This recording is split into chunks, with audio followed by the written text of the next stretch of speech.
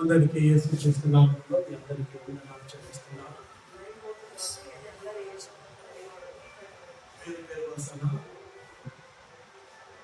స్తోత్రాలను చెల్లిస్తున్నాను. దినము దేవుని ఆరాధించే దినం. ప్రపంచమంతా ఈ దినము దేవుడు లేచిన దినముగా దేవునికి స్తోత్రములు చెల్లిస్తున్నాను. ఈస్టర్ సండేగా అంటే దేవుడు మరణించి లేచాడని, ఇవన్నీ అయిపోయిన సబ్జెక్ట్. 2023-25 సంవత్సరాల క్రితం ఆయన జన్మించాడు. 33.5 సంవత్సరాలు జీవించాడు. ఆ తర్వాత మనందరి కొరకు ప్రాణం పెట్టి 3 దినాల సమాధిలో ఉండి ఆదివారం నాడు ఉదయకాలము మృత్యుంజయుడై లేచి తండ్రి కుడి పార్శ్వమున కూర్చున్నాం. దేవుని వందనాలు. హల్లెలూయా. హల్లెలూయా. ఇప్పుడు మనము దేవుని ఆరాధన చేయడానికి వచ్చాము. ఆ సమాధి ఖాళీగా ఉంది. ఆ సమాధిలో యేసు లేడు. ఈ మనందరి కొరకు ప్రాణం పెట్టి మృత్యుంజయుడైన లేచిన యేసయ్యకు మనం ఆరాధన చేయడానికి వచ్చిన మనం ఏ విధంగా ఉండాలి? దేవునికి వందనాలు చెల్లిస్తున్నాను. ఇప్పుడు జాగ్రత్త. దేవునికి స్తోత్రం. ఏది ఏమైనానో సరే, మంచిది. కొన్ని మాటలు విందాము. జాగ్రత్తగా వినాలి. ఎవరు ఇటువంటి వినొద్దు. దేవుడు మాట్లాడే సమయం జాగ్రత్త. దృష్టి దేవునిపై పెట్టాలి. ఇప్పుడు మనమంతా యేసు వైపు చూద్దాము. మీరందరూ నా వైపు చూడాలి. మనమందరము యేసయ్య వైపు చూద్దాము. ఇప్పుడు నా ద్వారా మీకు కొన్ని మాటలు వినబడుతున్నాయి. అబ్జర్వ్ చేయండి. ప్రతి ఆదివారం వాక్యం వింటున్నాం, ఉపదేశం వింటున్నాం, ఆరాధనకు వచ్చి కూడికలో వింటున్నాం. మీ దగ్గర ఉపవాస ప్రాంతంలో కూడిక లేనప్పుడు వింటున్నాం. ఒక ప్రత్యేకంగా ఒక మాట మనం ఈ దినము వినబోతున్నాం.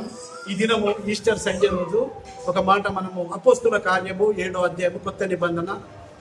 వేగంగా నాతో కలిసి దేవునికి వందనాలు. బైబుల్ తీయాలి. మీ బైబుల్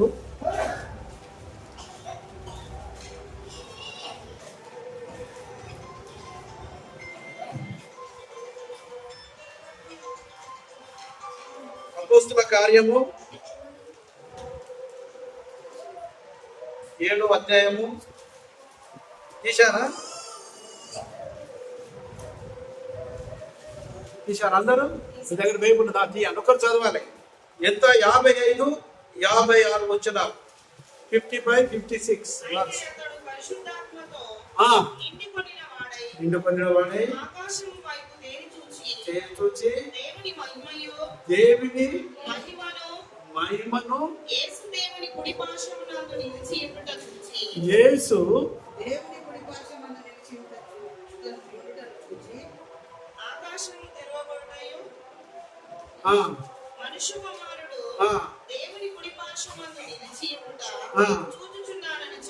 దేవునికి వందనాలు.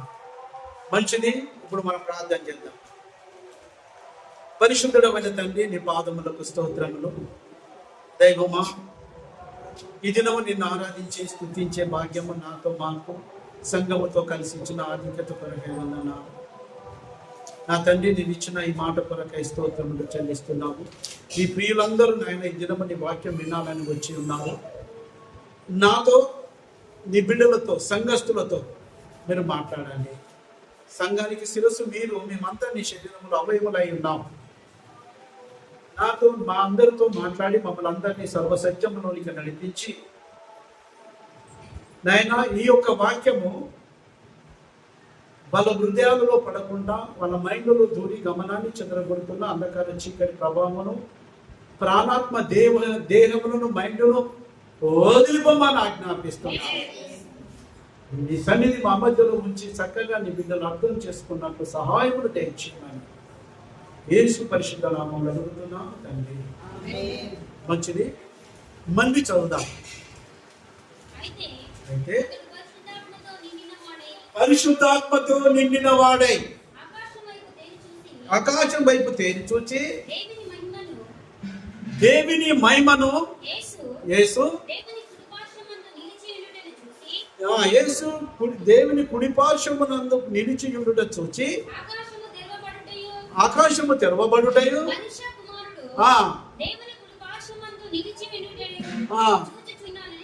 దేవునికి వందనాలు. ఇక్కడ ఒక వ్యక్తి గురించి రాయబడింది, ఆయన పేరు స్టెఫెన్.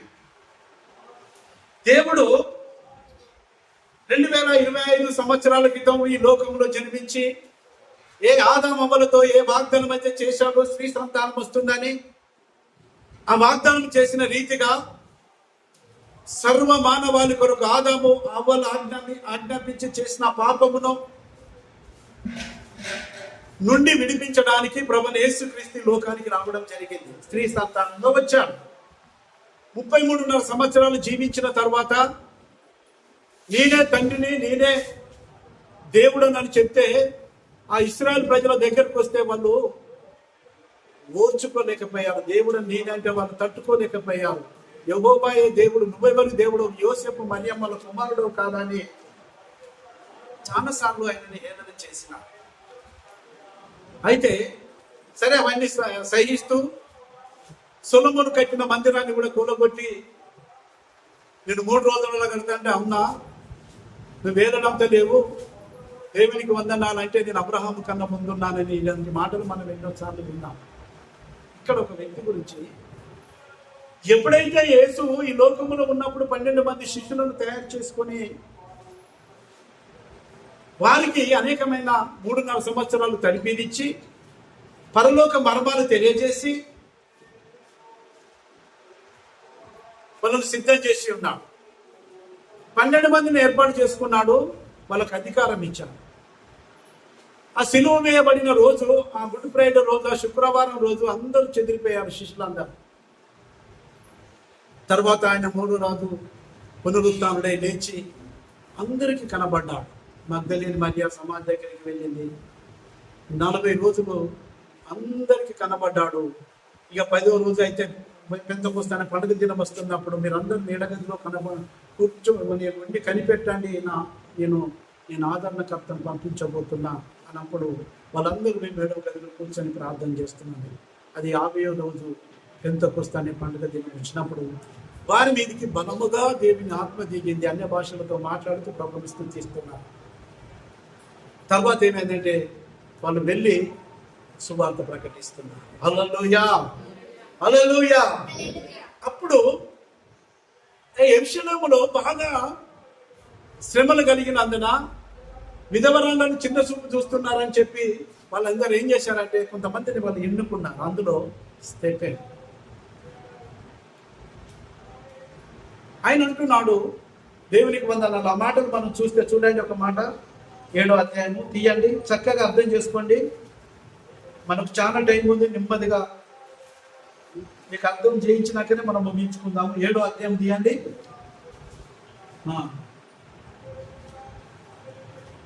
మొదటి నుండి 10 వచనాలు చదవండి.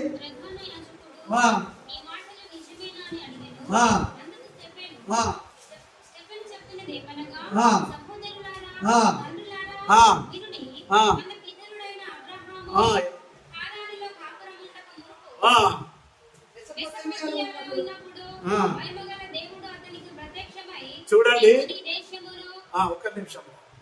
ఇక్కడ ఈ స్టెఫెను అబ్రహాం నేను చూడలేదు. అబ్రహాం దగ్గర నుంచి జ్ఞాపకం చేస్తున్నాడు. చూడండి ఎంత దేవుని ఆత్మ అతనికి ఆ విషయాలన్నీ జ్ఞాపకం చేస్తున్నాడు. ఓ తండ్రులారా అని పిలుస్తున్నాడు. ఎవరిని? ఇశ్రాయేలు ప్రజలను,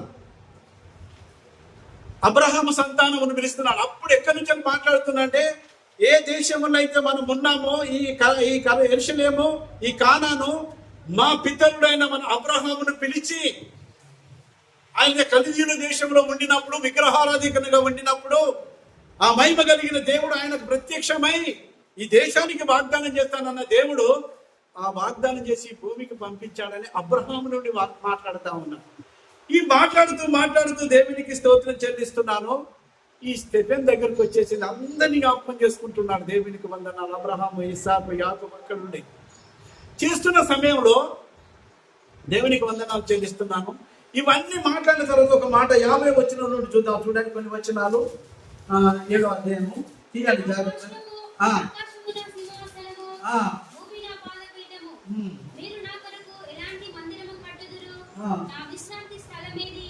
ఇవన్నీ నా హస్తకృత్యములు కావా అని ప్రభువు చెప్పుచున్నాడు అని ప్రవక్త పలికిన ప్రకారము సర్వోన్నతుడగు హస్తకృత్యాలయములలో నివసింపడు ముష్కరులారా. ఇప్పుడు అంటున్నాడు ఇక ముష్కరులారా, హృదయములను చెవులను దేవుని వాక్యమునకు లోబరచనులని వారలారా.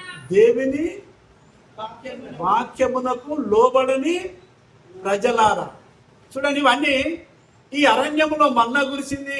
వాళ్ళకు అరణ్యములో రాత్రిలో దేవునికి స్తోత్రములు, మేఘస్తంభం రాత్రి అగ్నిస్తంభం, పగలు మేఘస్తంభంగా నడిపించి ఇవన్నీ మనం 7వ అధ్యాయంలో చూస్తే మీరు ఇంటికి పోయినాక చదువుకొని ఎంత చక్కగా ఆ చరిత్ర వివరిస్తూ ఇప్పుడు ఇక్కడికి వచ్చిన తర్వాత ముస్కర్లారని మాట్లాడుతూ ఏమంటున్నాడు చదవండి ఇంకా కిందికి. మీ పితరుల వలె మీరును ఎల్లప్పుడూ పరిశుద్ధాత్మను ఎదిరించుచున్నారు. మీ పితరులు ప్రవక్తలలో ఎవరిని హింసింపకుండిరి. ఆ నీతిమంతుని రాకను గూర్చి ముందు తెలిపిన వారిని చంపిరి.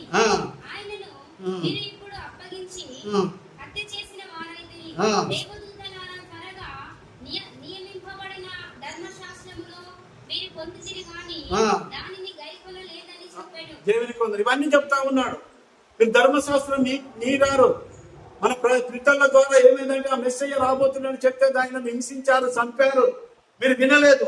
ఇప్పుడు ఏమంటున్నారంటే దేవునికి స్తోత్రం చెల్లిస్తున్నాను, వాళ్ళ ముస్కరులారా అని చెప్పి తిడుతున్న సమయంలో ఒక మాట అంటున్నాడు. వారు ఆ మాటలు విని కోపం వచ్చేసింది. ఎవరికి? ఇశ్రాయేలీయులకు, అబ్రహాము సంతానానికి యాకోబు యొక్క 12 గోత్రికులకు ఏమని వచ్చేసిందంటే, వాళ్ళు ముస్కరులారా, మీరు అజ్ఞానంగా ఉన్నారు. మన పితరుల దేవుడు ఆ మెస్సయ్య అని వాళ్ళకి చెప్తా ఉన్న సమయంలో ఆ దేవుని మీరు తిరస్కరించారు, మీరు తృణీకరించారు అని చెప్పి వాళ్ళు అంటున్న సమయంలో వారు ఏమంటున్నారు ఆ మాటలతో కోపంతో మండిపడి అతనిని చూచి పండ్లు కొరుకుచు ఇక చదవండి ఇక కిందికి. నిండిన వాడై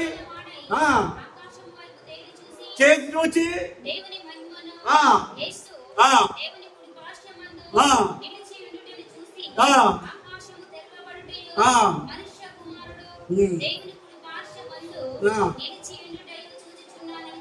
దేవునికి వందనాలు చెల్లిస్తున్నాను. ఎంత కోపం వస్తుందో చెప్పండి. నా వైపు చూడండి.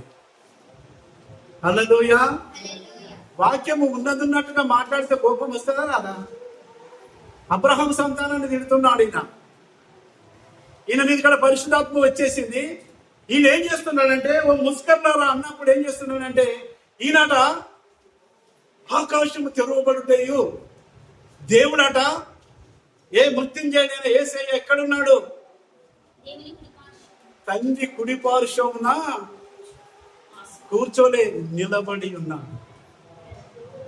హల్లెలూయా. గట్టిగా చెప్తాం హల్లెలూయా, హల్లెలూయా. దేవునికి వందనాలు. ఎప్పుడైతే ఈయన దర్శనం చూస్తున్న వేళ దేవుడు నిలబడుకొని ఉన్నాడు. ఒక సేవకునికి హింస వచ్చినప్పుడు, ఒక విశ్వాసికి కష్టాలు వచ్చినప్పుడు, ఎప్పుడైతే వాక్యానుసారంగా మనం ఈ లోకములో నడుస్తున్నప్పుడు, ఈ లోకములో నీకు నిందలు అవమానాలు వచ్చినప్పుడు, ఎప్పుడైతే లోకము నిన్ను ఎదురిస్తున్నప్పుడు, వెదురు తిరిగినప్పుడు, ఏ స్టెఫెనైతే మాట్లాడుతున్నాడో ఆయన దర్శనం చూస్తున్న వేళ తండ్రి కుడిపార్శ్వమున మృత్యుంజయుడైన యేసయ్య తండ్రి కుడిపార్శ్వమున నిలబడుకొని ఉన్నాడు. హల్లెలూయా. ఎందుకు నిలబడుకొని ఉన్నాడంటే, ఒక భక్తుని విషయంలో ఆయన అంత శ్రద్ధగా తీసుకుంటాడు. మనం కూడా ప్రభువు నమ్ముకున్న మనల గురించి శ్రద్ధ తీసుకోవడా నిలబడుకొని ఉన్నాడు. ఎందుకు నిలబడుకొని ఉన్నాడో అనేక చూద్దాం. చదవండి. ఇప్పుడు దేవునికి వందనాలు చెల్లిస్తున్నారు. మత్తయి సువార్త 26వ అధ్యాయము 64వ వచనం చదువుదాం. చదవండి.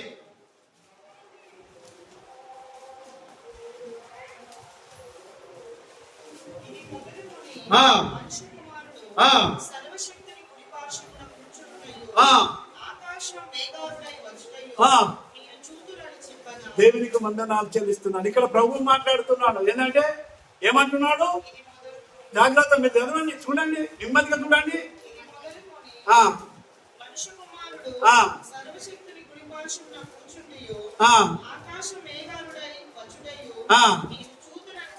దేవునికి వందనాలు. అక్కడ స్టెఫెన్ ఎవరిని చూస్తున్నాడు? నిలబడిన వ్యక్తిని చూస్తున్నాడు. ఇక్కడ ఏమంటున్నాడు? తండ్రి కుడి పార్శ్వమున కూర్చొని ఉండుటయు నేను చూస్తున్నా అంటున్నాడు. దేవునికి వందనాలు చెల్లిస్తున్నాను. పరకు చూడండి, తేడా చూడండి. దేవునికి వందనాలు. నేను ఈ దినము వేరే సబ్జెక్ట్ చెప్పడానికి రెడీ అయి వచ్చాను. నాకు దేవుడు ఎందుకు ఇది జ్ఞాపకం చేస్తా ఉన్నాడు. నేను అంతకుముందు ఎప్పుడో రాసుకున్నాను ఇది. ఇప్పుడు ఎక్కడ ఈయన ఏం చేస్తాను? మేఘారుడే తండ్రి కుడి పార్శ్వం ఉండటం మీరు చూసేదారు. మార్కు సువార్త 16వ అధ్యాయం తీయండి, 19వ వచనం చదువుతాం. త్వరగా.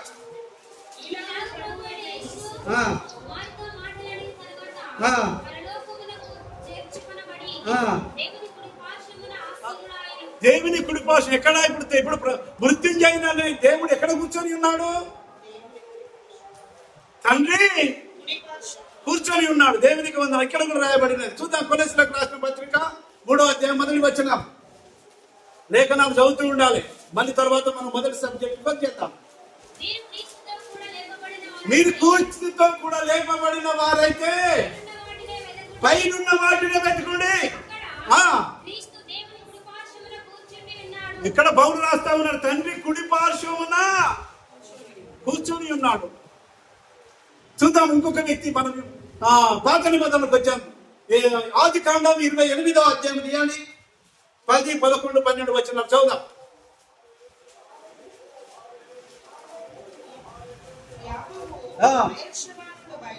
బయలుదేరి వెళుతూ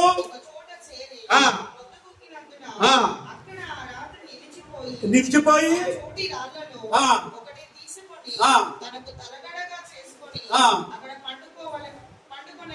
దేవునికి స్తోత్రం. చూడండి, అక్కడ పడుకున్నాడు. అతడు ఒక కల కన్నాడు. అక్కడ ఒక నిచ్చెన కనబడుతుంది.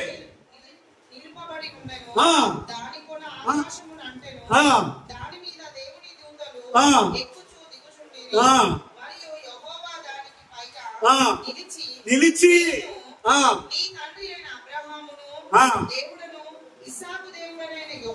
యాకోబు ఒక దర్శనం చూస్తున్నాడు. చాలు. అన్నను మోసం చేశాడు, తండ్రిని మోసం చేశాడు. మేనమామ దగ్గరికి వెళుతున్న సమయంలో బేతేలు దగ్గర పొద్దుగూకినప్పుడు నడుచుకుంటూ వెళ్ళేవారు. మనలాగా ఇప్పుడు ప్రయాణ సాధనాలు లేవు.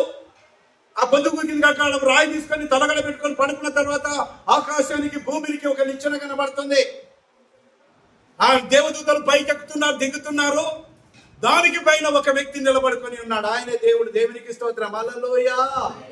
అప్పుడు అంటున్నాను, నేను అబ్రహాము దేవుడను. ఎక్కడ నిలబడుకొని ఉన్నాడు? నిచ్చెన పై నిలబడి. మీరు జాగ్రత్తగా వినండి. నిచ్చెన పై నుండి మాట్లాడతాను. నేను అబ్రహాము దేవుడను, సాకు దేవుడను. హల్లెలూయా. పౌలు కూడా ఏమన్నాడు? మీరు క్రీస్తుతో కూడా లేపబడినట్లయితే పైన వాటిని వెతకండి. తండ్రి ఎక్కడ కూర్చున్నాడు? మాట్లాడాలి. ఈ పాట ఎన్నిసార్లు పాడతాం మనం? అంతేనా కదా? ఆ పాట పాడతాం. దేవునికి వందనాలు. నే సాగేద యేసునితో నా జీవిత మంతా నే అందరూ పడాలి. యేసునితో నా జీవిత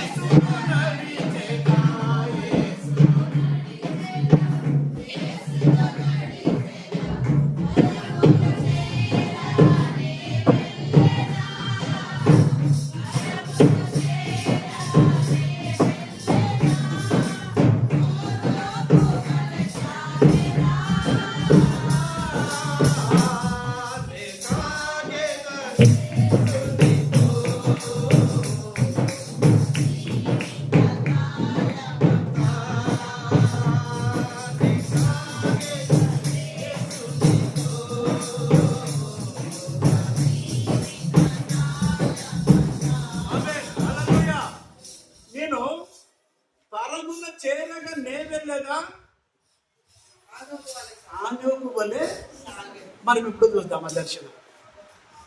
హల్లెలూయా. ఈ దర్శనం ఎప్పుడు చూస్తాం? నీకెప్పుడు ఈ ప్రత్యక్షత దొరుకుతుంది?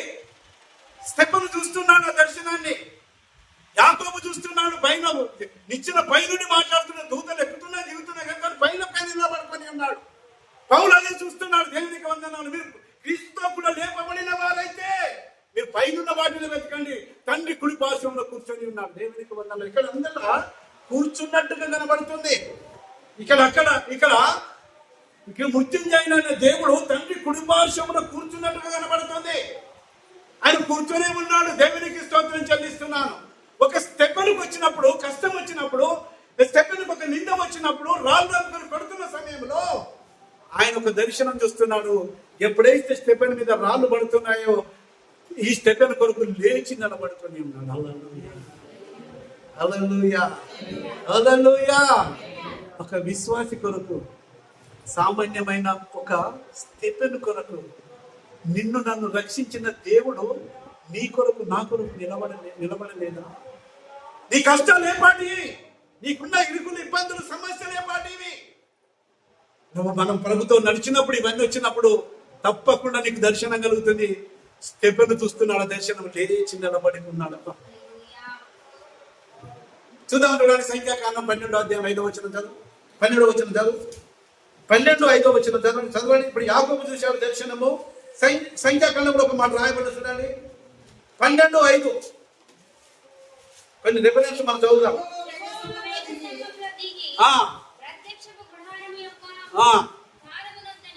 నిలిచి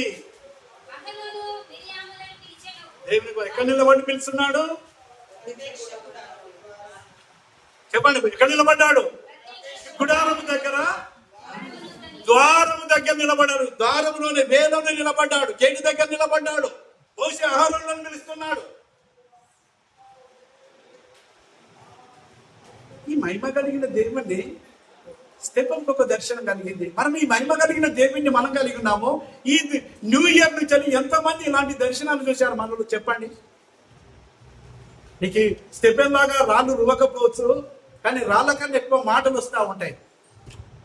ద్వేషించే మాటలు, తిట్టే మాటలు, సనుకునే మాటలు. మన ముందు ఒక మాట, మన వెనుకాల ఒక మాట. దేవునికి వందనాలు. వీళ్ళకి ఇలాంటి బాగా జరుగుతానే, గుడికి పోతానే, వీళ్ళకి ఇలాంటి రావాలని. దేవునికి వందనాలు. నువ్వు కనుక ప్రభు వైపు చూస్తే తప్పకుండా దేవుడు నీ కొరకు నిలబడతాడు. దేవునికి వందనాలు. హల్లెలూయా.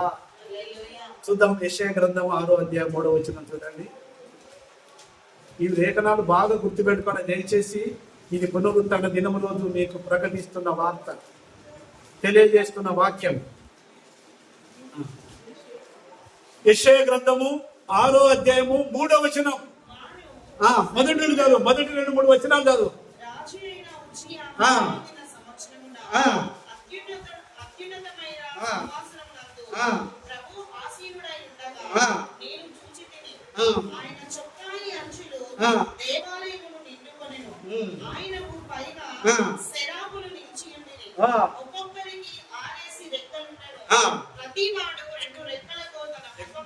ఎక్కడ నిలబడుకొని ఉన్నాడు?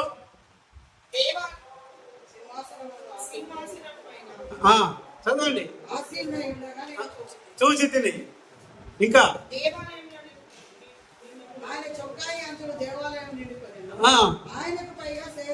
ఆయనకు పైన నిలుచుకొని ఉన్నాయి. దేవునికి స్తోత్రం. తర్వాత చూద్దాం కీర్తన గ్రంథము 44వ కీర్తన 44వ వచనం చదువుతాం.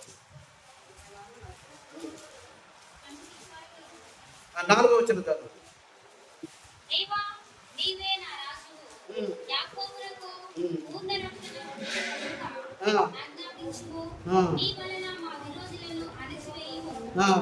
నీ నామము వలననే మా మీదికి లేచువారని మేము త్రొక్కివేయుదుము. దేవునికి స్తోత్రం చెల్లిద్దాం. చదువుదాం. మత్తయి సువార్త 10వ అధ్యాయము 31-32 వచనాలు చదువుదాం.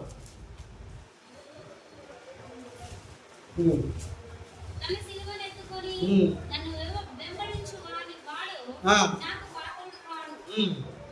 తన ప్రాణమును దక్కించుకొనువాడు దాన్ని పోగొట్టుకొనుడు గాని, నా నిమిత్తము తన ప్రాణమును పోగొట్టుకొనువాడు దాన్ని దక్కించుకొనును. దానిని దక్కించుకొని దేవుడి కొరకు నిలబడిన స్టెఫెనుకు ఒక దర్శనం కనబడుతుంది. ప్రజలందరూ ద్వేషిస్తున్నారు, ప్రజలందరూ హింసిస్తున్నారు, ఇక ప్రాణం పోయే పరిస్థితి ఏర్పడింది. ఒక భక్తుని కొరకు, ఆయన ఏమైనా సేవకుడు కాదు, దేవునికి వందనాలు, దేవుని కొరకు నియమింపబడిన వాడు అపోస్తలుల ద్వారా. ఆయనకు ఒక దర్శనం కలుగుతుంది. ఎప్పుడైతే ఆయన మీద రాళ్ళు పడుతున్నాయో ఒక దర్శనం కనబడుతుంది. తండ్రి కుడి పార్శ్వమున తండ్రి కుమారుడైన యేసుక్రీస్తు లేచి నిలబడుకొని ఉన్నాడని. ఒక దిక్కు మరణం పోయే, ప్రాణం పోయే పరిస్థితి ఏర్పడ్డది, ఒక దిక్కు రాళ్ళు పడుతున్నాయి. మనము ప్రభు కొరకు నిలబడినప్పుడు ఇలాంటి దర్శనం తప్పకుండా చూస్తాము. మన వాక్యాన్ని నమ్మడం లేదు, దీన్ని మనము సొంతం చేసుకోవడం లేదు. దేవునికి వందనాలు. ఇప్పుడు ఎవరు మనం అంటాం, రాజులకు రాజు, ప్రభులకు ప్రభు. మనం పోతే మోడీ నిలబడతాడా, ఎమ్మెల్యే నిలబడతాడా, సర్పంచ్ నిలబడతాడా? చెప్పండి, నిలబడతాడా? రాజులకు రాజు, ప్రభులకు ప్రభు, భూపతులకు అధిపతి అయిన ఒక స్టెఫెను భూమి మీద రాళ్ళు దువ్వుతుంటే యెరూషలేము పట్టణంలో ప్రభు అక్కడ లేచి నిలబడుకున్నాడు. అన్ని దిక్కులో కూర్చున్నట్టుగా నిలబడ్డది. ఒక వ్యక్తి కొరకు నిలబడినాడంటే నీకు వస్తున్న హింసలు, నీకు వస్తున్న కష్టాలు, నీకు వస్తున్న అవమానాల కొరకు దేవుడు నిలబడుకొని ఉన్నాడు. ఎందుకని కదా, దేవుడు మనల్ని వదిలిపెట్టలేదు. స్టెఫెను వదిలిపెట్టలే, నిన్ను నన్ను కూడా వదిలిపెట్టలేదు.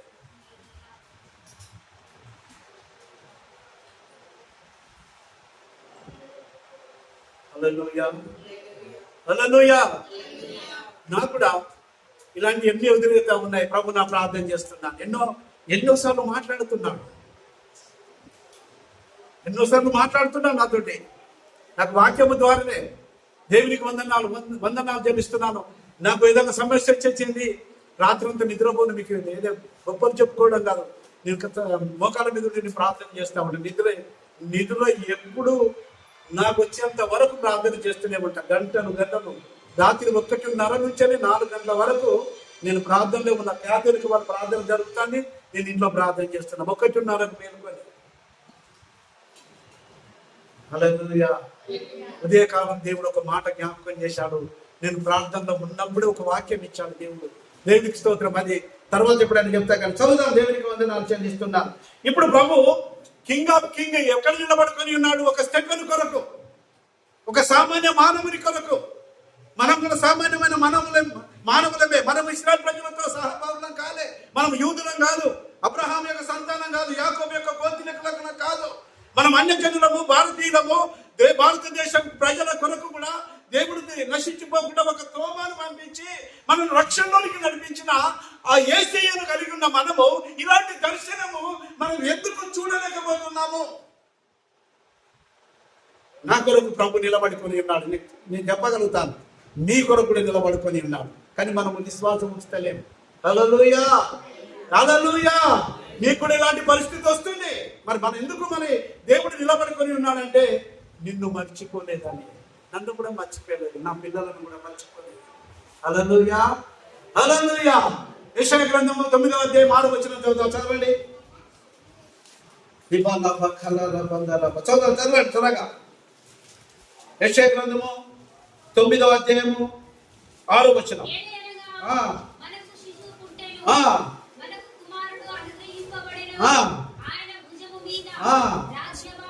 రాజభారం ఉన్నది. దేవునికి వందనాలు. ప్రభువైన యేసుక్రీస్తు ఈ లోకములో ఎవరు జన్మించాడు? రారాజైన క్రీస్తు జన్మించాడు. ఎందుకంటే నిన్ను నన్ను రక్షించడానికి కొరకు. ఆయన భుజం మీద ఏం భారం ఉన్నది? రాజ్యభారం ఉన్నది. రాజులకు రాజు, ప్రభులకు ప్రభు. దేవునికి వందనాలు. ఎందుకు? నిన్ను నన్ను విడిపించడానికి. యెషయా ప్రవక్త ద్వారా ప్రవచనం ఒకటి వచ్చేసింది ఇశ్రాయేలు ప్రజలకు. వారి ద్వారా దానిని బట్టి 12 మంది అపోస్తలులను ఏర్పరచుకున్నాడు. దేవునికి స్తోత్రం. నేటికి ఇశ్రాయేలు ప్రజలను వదిలిపెట్టలే, అబ్రహాం సంతానాన్ని వదిలిపెట్టలే. వారిని కాపాడుతున్నాడు. మనల్ని కాపాడుతలేడా? ఈ 4 మాసాలు కాపాడలేదా? జనవరి మాసం మొదలుకొని ఇప్పటి వరకు కాపాడలేదా? ఒక్కొక్క ఇంట్లో పరిస్థితులు మారుతున్నాయి. సైతాన్లు అనేక రీతిలుగా దాడి చేస్తున్నారు. మీరు దర్శనం చూస్తున్నారా? దేవుని స్వరం వినబడుతుందా? వాక్యం ఉపదేశం వింటున్నావు, నీకు అంతరంగంలో స్వరం వినబడుతుందా? నీతో వాక్యం ద్వారా మాట్లాడే దేవుడు నీతో ఉన్నాడని నువ్వు ఎప్పుడైనా మర్చిపోయావా? నువ్వు కృంగిపోతున్నావా, కృషించిపోతున్నావా, నశించిపోతున్నావా? నీ కొరకు ప్రాణం పెట్టి మృత్యుంజయుడై తండ్రి కుడి పార్శ్వంలో కూర్చొని నీ కొరకు నా కొరకు విజ్ఞాపన చేస్తున్న ఆ దేవుడు నిన్ను మర్చిపోయిందని నువ్వెందుకు అనుకుంటున్నావు?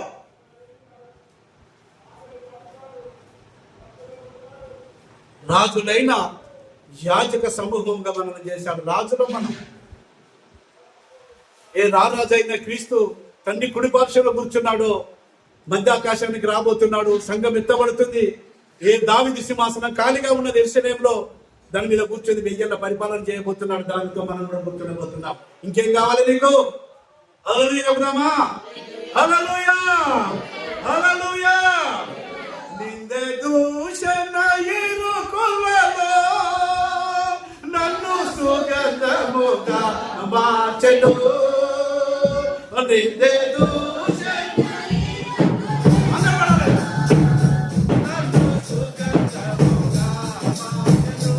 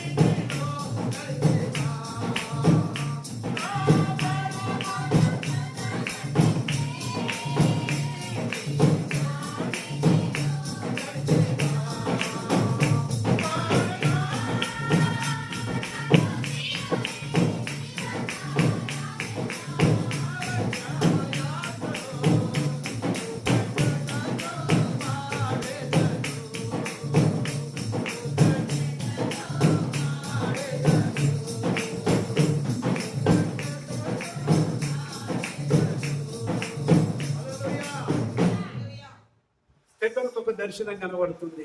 మనకు వచ్చినప్పుడు కష్టాలు వచ్చే దర్శనం చూస్తున్నామా, ఇక దేవుడు ఎక్కడున్నాడు, నాకెందుకు వచ్చినాయి కష్టాలు, నేను ప్రభుని వెంబడిస్తేనే ఈ దుఃఖము, ఈ కష్టాలు, ఈ రాళ్ళు, ఇదేంటంటే లోకములో నిందలు నాపై రాళ్ళై నువ్వినా రంపాలై కోసిన నా మీదకి ఈ విధంగా విసురుతున్నారు, నేను చెయ్యని నేరాని. కానీ మనం ఒక్కొక్కసారి తిరిగిపోతా ఉంటాం.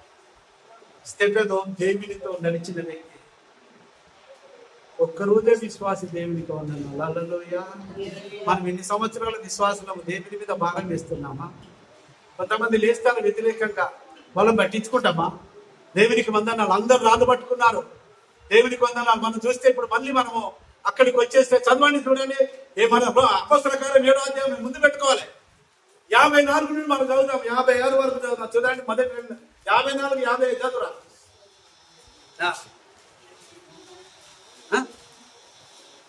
అపొస్తలుల కార్యం 7వ అధ్యాయం. వారు మండిపడుతున్నారు, పండు కొరుకుతున్నారు కొంతమంది. నువ్వే క్రైస్తవుడవా, నువ్వు ఒక్కడే దేవుడు, నువ్వు ఒక్కడే ప్రభుని నమ్ముకున్నావా? వాళ్ళు ఎవరంటే క్రైస్తవులే. ఎవరు? అబ్రహాం సంతానమే, యూదులే, యాకోబు యొక్క 12 గోత్రికులే.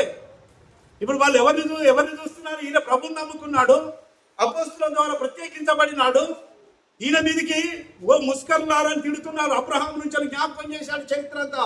అరణ్యంలో మనకు మన్నా కురిపించాడు, మండను చేసి నీళ్ళు ఇచ్చాడు, ఎర్ర సముద్రం పాయాలుగా చేశాడు. ఇవన్నీ మర్చిపోయారా ఓ మూర్ఖులారా అని చెప్పి ఆ విశ్వాసం కోల్పోయారు వాళ్ళు. అబ్రహామును మర్చిపోయారు, ఇస్సాకును మర్చిపోయారు, యాకోబు యొక్క 12 గోత్రికులుగా దుర్మార్గులుగా తయారయ్యారు. వాళ్ళందరినీ విడిపించడానికి ప్రభువైన యేసుక్రీస్తు వచ్చి ప్రాణం పెట్టి మృత్యుంజయుడై లేచిపోతే ఆయన త్రోసేశారు, సిలువకు అప్పగించారు. తన స్వజనుల దగ్గరకు వస్తే వాళ్ళ శత్రువులు అయిపోయారు. ఇవన్నీ చెప్పుతూ ఓ ముస్కరులారా దిద్య వరకు రాళ్ళనుకున్నారు. వాళ్ళ తప్పులను ఎన్నుకుంటే కోపం వస్తుంది వాళ్ళకు. హల్లెలూయా.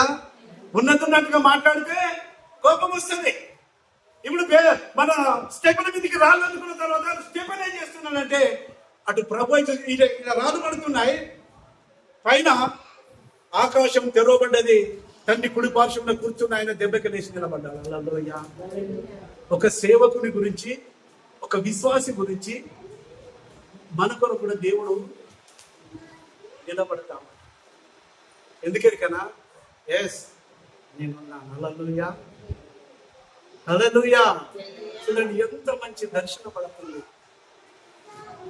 హల్లెలూయా. నిలబడుకొని ఉన్నాడు. ఇప్పుడు మన చదివే లేఖనాలు చూస్తే ఎక్కడ చూసినా కూర్చొని ఉన్నాడు. మీరు చదవండి ఇంటికి పోయిన తర్వాత. అపొస్తలుల కార్యం 7వ అధ్యాయం చదువుకొని రండి. ఇప్పుడు లేచి నిలబడ్డాడు. మనకు కూడా వస్తున్నాయి, మనం కూడా ఇవన్నీ మనం వినలేకపోతున్నాం. మన అంతరంగంలో స్వరం ఎందుకు వినబడతలే సిస్టర్ అంటే మన ప్రభుకు దగ్గర లేవు. నేను ఒక మాట మీకు జ్ఞాపకం చేయాలా, మనం ఒకరు ప్రార్థన చేస్తున్నప్పుడు ఒకరు అవును కాక ఆమె అని అంటే ఎందుకంటే లేదు మనం అంటే వాక్యం లేదు మనలో. స్టెఫెను లాగా దర్శనం దొరకాలి. బాగా గుర్తుపెట్టుకోండి, నేనైతే వాక్యాన్ని మీకు తెలియజేస్తున్నాను, దానికి మీరే సాక్షులు. ధవల సింహాసనం మీద యేసయ్య కూర్చొని ఉన్నప్పుడు సింహాసనం మీద మీరందరూ నిలబడుకున్నప్పుడు మాకు ఈ మాటలు చెప్పలేదు అని అన్నారు అనుకో, ఇగో ఈ కెమెరా మీకు సాక్ష్యం ఇస్తాను. దేవునికి వందనాలు. హల్లెలూయా. మీ కళ్ళందరూ కూడా సాక్ష్యం ఇస్తాను, నేను చెప్పలేదండి. ఇక్కడ వింటున్నాం కదా, మరి ఆమెనా ఎందుకంటేనేమో ఈ 4 మాసాలలో ఎన్నిసార్లు దేవుని స్వరం వినబడింది? దేవుని దర్శనం కనబడిందా? దయ్యాలు కనబడుతున్నాయా? చనిపోయిన వాళ్ళు కనబడుతున్నారా? అంటే మన దేవునితో సంబంధం లేదు. ఎంత వాక్యం విన్నామో నిద్రపడుతుందా? నీ ఇంట్లో ఎవరైనా బాగలేదని నిలబడతారా? చెప్పండి, నిద్రపడుతుందా? ఏం చేస్తావు? నువ్వు ఏడుస్తా ఉంటావు, కానీ ప్రభుకు ప్రార్థన చేయవు.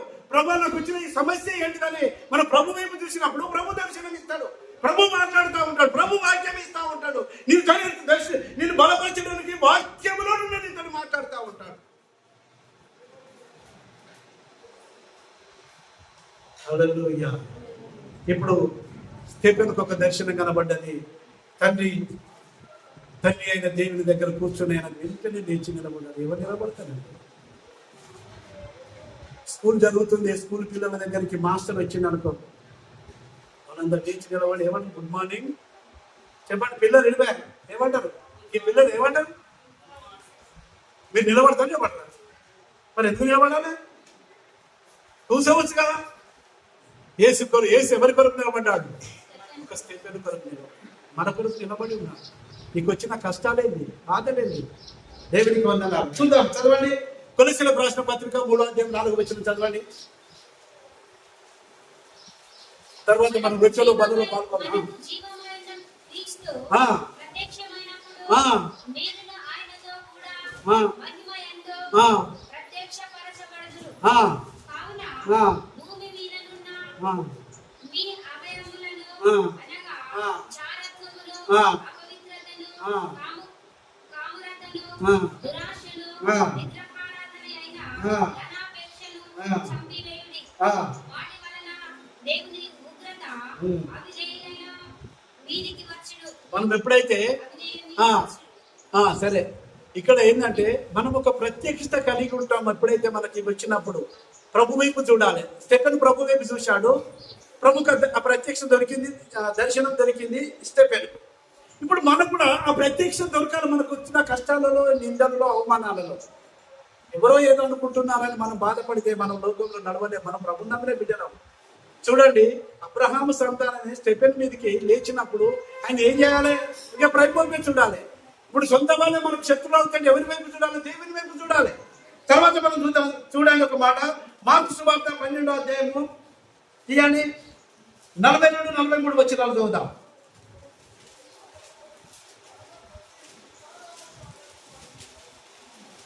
చదవండి. విమర్శ సమయమున దక్షిణ దేశం 42-43 మార్కు సువార్త 12:42-43. విమర్శన సమయమున దక్షిణ దేశపు రాణి ఈ తరపు వారితో నిలవబడి వారి మీద నేర స్థాపన చేయును. ఆమె సొలొమోను జ్ఞానమును వినుటకు భూమ్యాంతరము 12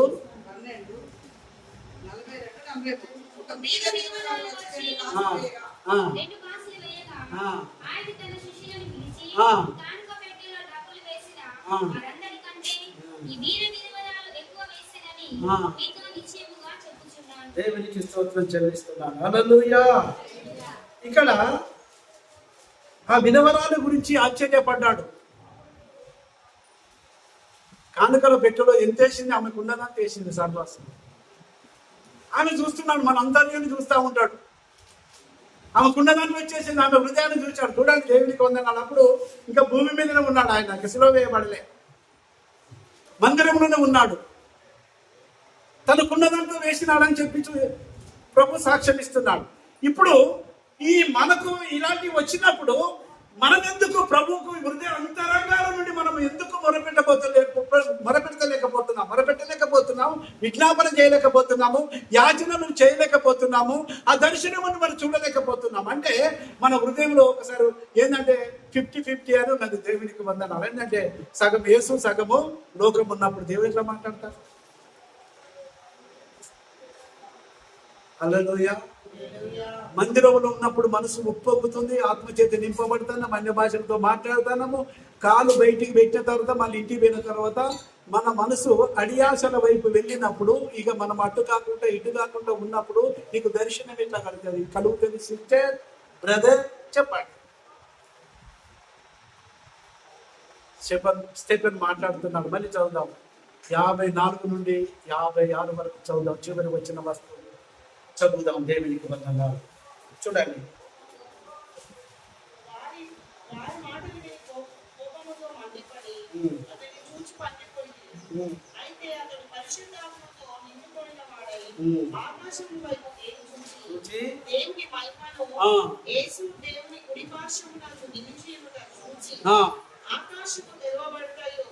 మనుష్య కుమారుడు దేవుని కుడి పార్శ్వమునందు నిలిచియుండుట చూస్తున్నానని చెప్పాను. అప్పుడు వారు పెద్ద కేకలు వేసి చెవులు మూసుకొని ఏకముగా అతని మీద పడి పట్టణము వెలుపలికి అతనిని వెళ్ళగొట్టి రాళ్ళు రువ్వి చంపారు. ఏమొచ్చేసింది దర్శనం చూస్తే? ఒకవేళ మీ ఇంటిలో నువ్వు దర్శనం చూసినావు, దేవుడు మాట్లాడినంటే నీ వాళ్ళు ఏమంటారు? హల్లెలూయా. తప్పకుండా ద్వేషిస్తారు. స్టెఫెన్కు వ్యతిరేకతనే వచ్చేసింది. బయటికి లాగేసిండు, రాళ్లతో కొట్టిన చంపేసిండు. ఆయన అయితే దర్శనం చూశాడు, ప్రభు నిలబడ్డాడు, ఆయన దగ్గరికి చేర్చుకున్నాడు. విశ్వాసులకు ఇలాంటివి వస్తాయి. మనం నిలబడదామా? ప్రభు మన కొరకు నిలబడుకొని ఉన్నాడు.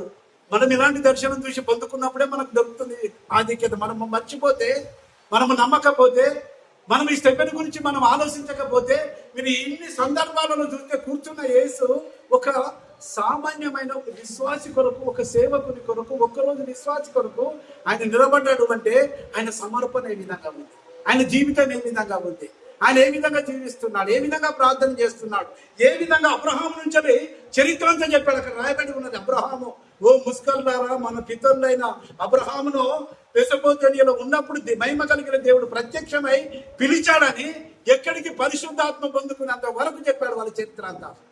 ఆ 56 వచనాలలో ఉన్న సారాంశం అంతా చెప్పాడు. వాళ్ళ కోపం వచ్చేసింది, రాళ్ళకున్నారు. హల్లెలూయా. మనమాట మేము కూడా మా పితరులు మా ప్రభు నమ్ముకున్న, మాకు బైబిల్ కానీ నమ్మడం లేదు. నమ్మితే దేవుని మహిమ చూస్తాం. హల్లెలూయా, హల్లెలూయా. దేవుని దర్శనం నీకు దొరుకుతుంది. నీకున్న కష్టాలు, నీకున్న బాధలు పోతాయి ఎప్పుడంటే మన ప్రభు వైపు చూసినప్పుడు. ఇటు రాళ్ళు పడతానే ప్రభు స్టెపెన్ దర్శనం చూస్తాడు, పరలోకం వైపు చూస్తున్నాడు. మనమే మన వైపు చూడాలి. నాకెవరు సాయం చేస్తాను? ఎవరు సాయం చేయరు.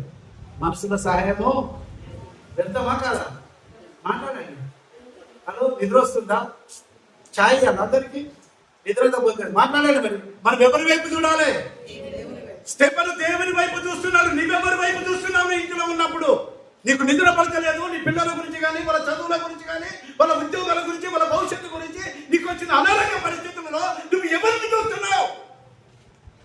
నిద్ర పడుతుందా? అనారోగ్యం ఉంటే నిద్ర పడుతుందా? మనం ఎవరైనా హాస్పిటల్ ఉంటే నిద్ర పడుతుందా? మనం కొంచెం కష్టాలను ఉంటే నిద్ర పడుతుందా? నీకు దర్శనం దొరకాలి అంటే నువ్వు దేవుని వైపు చూడు. నిద్రను బంద్ చేయి.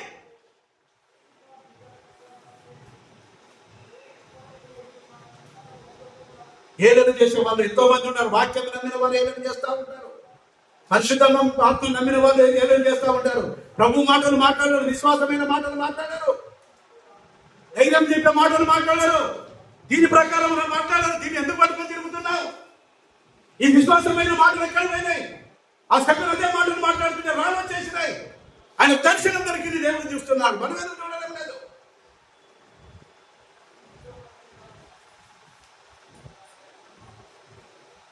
రేపేనా దేవుని బిడ్డల సంగమా, మనము సామాన్య మానవుల వేస్తే కూడా సామాన్యమైన వ్యక్తి. నీకున్న పరిస్థితులు నీకు తెలుసు. ఏమైందో మీకు అందరికీ తెలుసు. ఒక్కొక్కరి ఇంటిలో నాకున్న పరిస్థితులు నాకు తెలుసు. నా ప్రభు నాతో మాట్లాడుతున్నాడు. వాక్యము ద్వారా చాలా విషయాలు తెలియజేశాడు. నా పిల్లల విషయంలో కూడా, నా పిల్లల విషయంలో కూడా నేను వ్యక్తిగతంగా ప్రార్థన అయిపోయిన తర్వాతనే నేను మీతో కలిసి నేను 5 గంటల నుంచి 6 గంటల వరకు కూర్చుంటాను. దానికన్నా ముందే నేను మేల్కొని ఉండి ప్రార్థన చేస్తూ ఉంటాను. నా పిల్లలు నలుగురు పడుకొని ఉంటారు. వాళ్ళ తలల వైపు కూర్చొని మోకాల మీద ఉండి, నిండు మోకాల మీద చేతులు ఇచ్చి ప్రార్థన చేస్తూ ఉంటాను. ఒక్కొక్కరి పట్ల నీ చిత్తం ఏమైంది ప్రభు? హల్లెలూయా, హల్లెలూయా.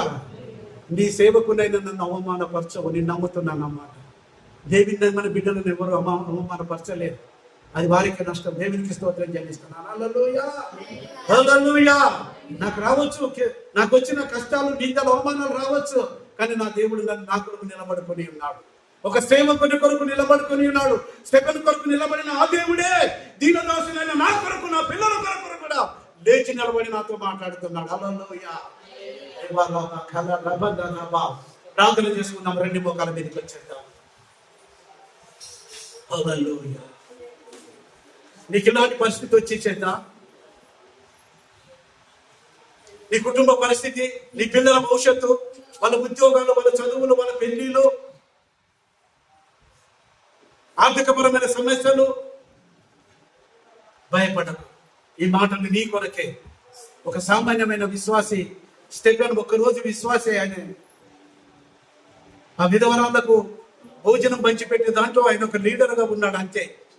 మిగతా వాళ్ళు ఎవరికి దొరకలే, ఆయనకు దొరికింది ఆ ప్రత్యక్షత. ఉపదేశం ఉన్న వాళ్ళకి దొరుకుతుంది ప్రత్యక్షత.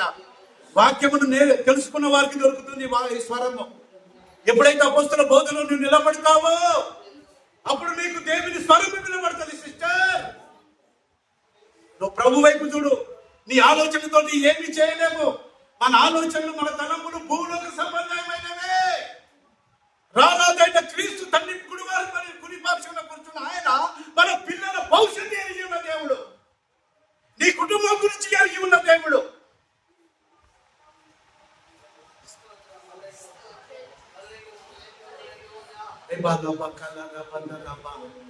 నువ్వు చేయవలసింది ఒకటే, మోకాల మీద ఉండి ఏడువు. నీ పిల్లల గురించి ఏడువు. నీ పిల్లల గురించి కన్నీరు గాడువు. నీ కుటుంబం గురించి, నీ భర్త గురించి. ఇక్కడి మాటలు అక్కడ కాదు మనం మాట్లాడి నేర్చుకునేది, కానీ దేవుని మాటలు జ్ఞాపకం చేసుకుని దేవునికి భయపడుతూ ఉండాలి. ఆ రాజు తీసుకొని కొట్టే వాళ్ళకు దేవుని భయం లేదు.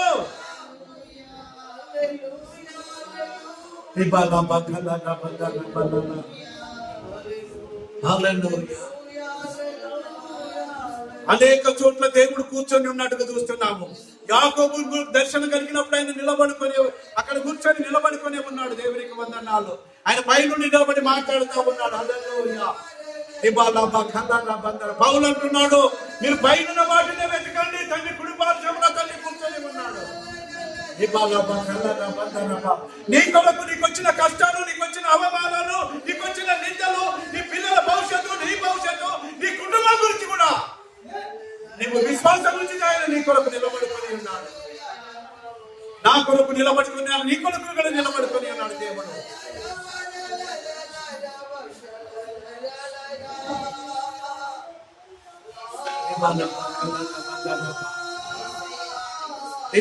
సమర్పణ చేసుకో. ఈ దినము అవిశ్వాసాన్ని తొలగించు. విశ్వాసులై జీవించు. ప్రభు కొరకు జీవించు. ప్రభు రాబోతున్నాడు. యుద్ధ వేగాలు కలుగుకుంటున్నాయి ప్రపంచమంతటా. అనేకమైన మరణాలు వింటున్నాము. భార్య భర్తను చంపుతుంది, భర్త భార్యను చంపుతున్నాడు, పిల్లలను చంపుకుంటున్నారు. దేవునికి వందనాలు. సైతాను పని జరుగుతుంది. సైతాను గుర్తెరుగు. నీ ఇంటిలోకి వచ్చిందమ్మ సైతాను గుర్తుపట్టు.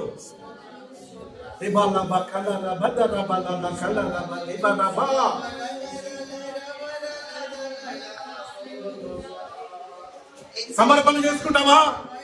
స్టెఫెన్ లాగా దర్శనం చూస్తావా? దేవుని స్వరం నీకు వినబడతా ఉంటది. దేవునికి వందనాలు. నువ్వు ఒక్కరోజు విశ్వాసమైనా, నువ్వు ఆయనకు సమర్పణ కలిగి జీవిస్తే ఆ దేవుని దర్శనం చూస్తావు. హల్లెలూయా, హల్లెలూయా, హల్లెలూయా, హల్లెలూయా, హల్లెలూయా.